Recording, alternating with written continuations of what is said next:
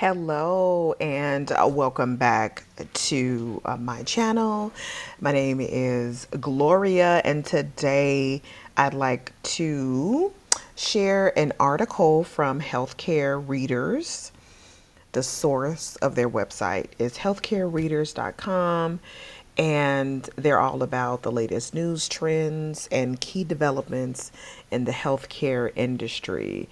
So today, really want to provide information on what the emergency room process looks like. And this is a very insightful article. And so it's titled Emergency Room 101 Guide, ER Process, Wait Times, and Patient Rights Explained. I will link this information below. So, jumping right into the key steps for the emergency room.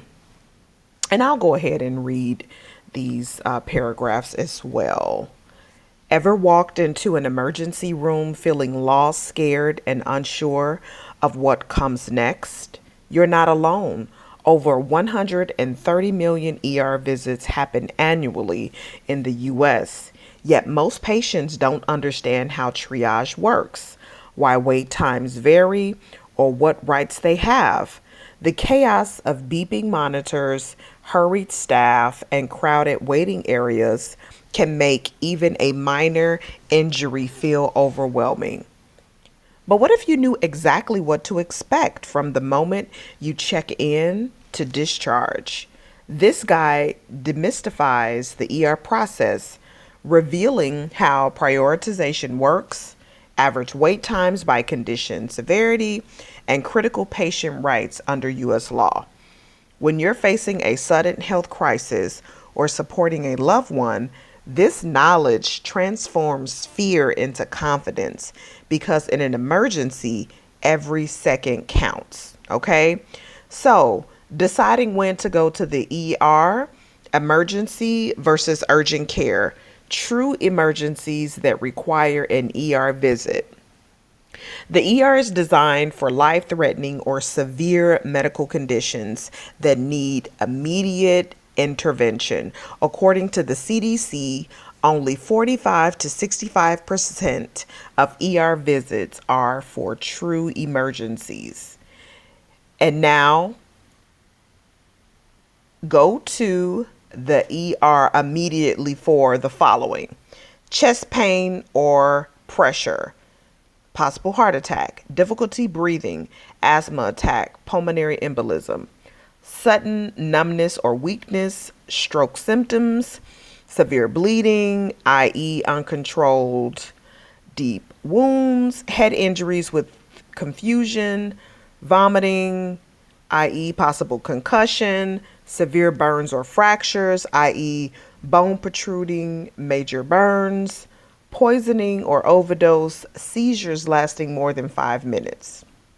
When to choose urgent care or a primary doctor. Many ER visits could be handled at urgent care clinics or through primary care physician, saving time and costs. So consider urgent care for mild to moderate flu or fever, ear infection, sore throat, minor cuts or burns, sprains and strains, rashes, or allergic reactions, i.e., non life threatening. Okay? So, a key statistic here: a study in JAMA Internal Medicine found that 71% of ER visits for non emergencies could have been treated elsewhere, costing the U.S. healthcare system $32 billion annually. Okay, so now what you've been waiting for, go ahead and unbuckle your seatbelts because we've reached a safe altitude for cruising. Now I will break down those 5 key steps in the emergency room process. Okay, so we're going to run through these steps. Step 1, triage: how ERs prioritize patients. Okay, if you've ever wondered, well, how do they determine who goes first, etc.? The triage nurse assesses patients based on acuity levels, severity of condition. This system ensures the sickest get treated first. You heard it. The system ensures the sickest get treated first. So, looking at this chart, emergency severity index, triage levels. Level 1, resuscitation. Level 2, emergent. Level 3, urgent. Level 4, less urgent. Level 5, non-urgent. Okay, so those are the levels. We can look at conditions. With level 1, immediate life-saving care is needed. Level 2, high risk, need rapid care. Level 3, stable but needs multiple tests or resources. Level 4, needs care but can wait. Level 5, could be treated in primary care. Now let's look at some of the examples associated with each level. So level 1, example, cardiac arrest, major trauma. Level 2, heart attack, stroke, severe bleeding. Level 3, urgent, abdominal pain, fractures. Level 4, minor infections, sprains. Level 5, cold, minor rash. Okay, so now we want to look at the average wait times for the various levels. So if it's a level 1, average wait time 0 minutes, you're seen immediately. If it's a level 2, average wait time is 15 minutes or less. Level 3, your wait time is 30 minutes to 2 hours. Level 4, average wait time is 1 to 3 hours. And then level 5, 2+ hours. Okay, so that's the step 1 in the ER registration process is triage. This is how the emergency rooms prioritize patients. Okay, and I have a statistic here. Only 10 to 15% of ER patients fall under level 1 or 2.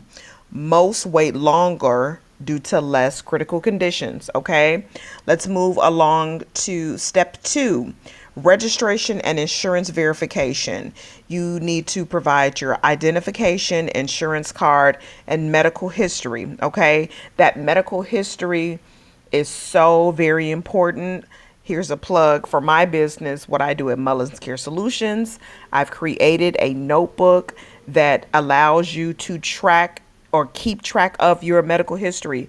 So if you don't have a way to keep track of your medical history currently, check out the link below and you can grab my health notebook, which will help you keep track of the medical history. Okay, so you have to provide your medical history.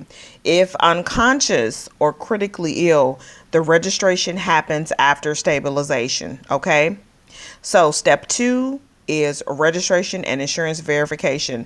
Provide that ID, insurance card, and medical history. And if you are unconscious or critically ill, registration happens after stabilization.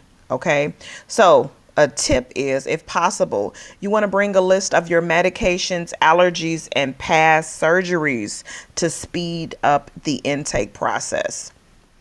Moving on to step number 3, medical evaluation and testing. A doctor or physician assistant examines you. Common ER diagnostic tests include blood tests, checking for infections, heart issues, x-rays, CT scans, looking for fractures, internal injuries, EKG, heart monitoring, ultrasound, appendicitis, blood clots. Okay, moving on to step number 4 of the emergency room registration process, treatment and monitoring. So that consists of medications, i.e. pain relief, antibiotics, IV fluids, procedures, stitches, splints, intubation, observation, i.e. for unstable patients. Okay, so step 4 is treatment and monitoring, and it's going to consist of medications, procedures, and observations. Step number 5, discharge or hospital admission, right? You get to go home or you have to be admitted to the hospital. Okay, so discharge, you'll get aftercare instructions and possibly prescriptions.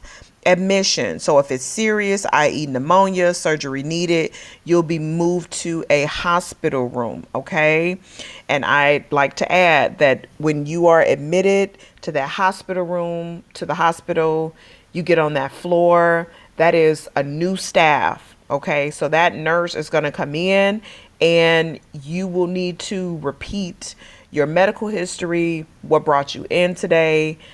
That step is repeated, might be irritating. However, that is the process. They want to ensure that the information that you're providing is accurate, and you can specify why you came in, speak to why you're not feeling well, etc. Okay, it's redundant, but that is the process, and you could have missed something, not sharing something in the emergency room that they catch when you're admitted once you're on the floor. Okay, so how long will you wait in the ER? What are some key factors? So ER wait times vary widely. And so here's what influences them. Some of the factors: triage, severity, hospital crowding, the time of day of the visit, and staffing shortages. Okay, so the impact on the wait time. Of course, if it's a level 1, level 2, you're seen immediately. Level 4 and 5, you're waiting longer. The severity isn't, it's not level 1 or level 2. Okay. Urban ERs often have longer wait times, right? There's more people, right? Nights, weekends may be slower or busier. It depends on what's happening, right, in that area, in the city. Is it a rural area? Are there events happening? Is there inclement weather? All kinds of factors. And then fewer doctors equal longer delays. Okay. So, more statistics: average wait times in the US. The time to see a doctor can be from 30 minutes to 2 hours. The total emergency room stay is between 2 to 5 hours if you're discharged, and then if you are admitted, the total stay could be up to 4+ hours. Okay. So a key finding from ProPublica analysis found that 10% of ER patients leave before being seen due to excessive waits. Okay, so now we want to get into what are your rights as a patient in the emergency room, what you're entitled to. So under US law, ERs must provide a medical screening exam regardless of insurance, stabilize life-threatening conditions, even if uninsured, not delay care due to payment questions. Okay, so you have the right to ask questions about tests and treatments, request pain management, receive discharge instructions in writing, and file a complaint if treated unfairly. Okay, so warning: some hospitals transfer uninsured patients to public hospitals after stabilization. Know your rights. Okay, so how do you make your ER visits smoother? Okay, how do you make it smoother? How can you plan as best as you can for these emergencies? Well, you want to call 911 for true emergencies, because ambulances often get faster ER attention. Okay. Number 2, you want to bring your identification and an insurance card if you have insurance. Okay. You want to provide a list of your medications and allergies. So take out a sheet of paper right now. You're listening to this video. You don't have your information in one central location. Pull out your phone, get a notebook, get a sheet of paper, get a napkin, go to notes on your phone, make a recording, list out what your medications are and if you have any allergies. Okay, medical records, right? This is also so very important. Do you have any chronic conditions? You had any surgeries? Are you allergic to anything? Are you aware of your parents' medical history? Things like that. Information about vaccines. If you have your blood type, if you have any health restrictions, things of that nature are so very important to be able to provide during the registration process. So while in the ER, clearly describe symptoms. I know this may be hard to do, especially if you're not feeling well, but you want to use exact pain levels and timings. This is at a 10. It's excruciating. I feel like I'm going to pass out. Like, try to be as clear as possible. Ask for updates if waiting excessively, and then have someone come with you, right? Have a companion come with you to advocate for you if incapacitated. I know, being a former caregiver, I ended up in the emergency room a lot with my grandparents, and when they weren't feeling well, the last thing they wanted to do was talk and answer you know, a whole litany of questions, and they often would defer to me. So, you know, bring a family member with you, a companion, a friend, someone from your village that you trust, that cares about you, that can go with you, and that can advocate on your behalf. Okay, that's so important. After you are discharged, you want to follow up with that primary doctor within 48 hours. So contact your primary doctor. Let them know what happened. You were admitted to the emergency room. If you don't have a primary doctor, you don't have insurance, then there are federally qualified health centers where they can put you on a sliding fee scale based on your income, and you can be seen by a doctor. So it's so important.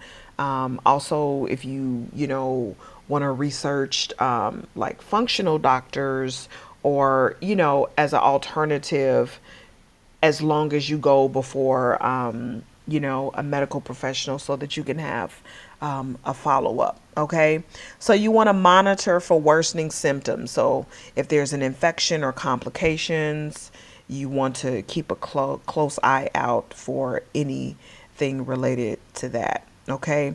So here now I want to just cover what are some common ER myths debunked. So the first one is the ER must treat me for free. In reality, they must stabilize you, but you still get billed. Another one, ambulance skip the ER line. In reality, ambulance patients still go through triage and less coding. Another one, ER doctors are specialists in every field.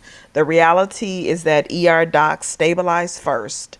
You may need to see a specialist later. Okay. So, in conclusion, knowledge eases the ER experience. The emergency room is a high stress environment, but understanding the process, triage, wait times, patient rights can make it less daunting. Whether you're facing a sudden illness or accompanying a loved one, being informed helps you advocate for better care. Okay. So next time you step into an ER, remember, you're not just a patient, you're a partner in your care. Stay prepared, stay calm, and trust that the system, though imperfect, is designed to save lives. Well, hope you have enjoyed me reading this article. Here are references below from the emergency department visits, overuse of emergency rooms, ER wait times and overcrowding, patient rights under EMTALA, rising ER imaging cost analysis, annals of emergency medicine. So these are all of the references. So if you want to just learn more about these entities. And again, the title of this article is Emergency Room 101 Guide, ER Process, Wait Times, and Patient Rights Explained. It's dated April 1st, 2025. And I hope that you have enjoyed this article, and please share it with your family, with your village, so that everyone can be more familiar and prepared in the event that an emergency visit is required. Have a great day, and thanks for visiting my channel. I'll catch you on the next video.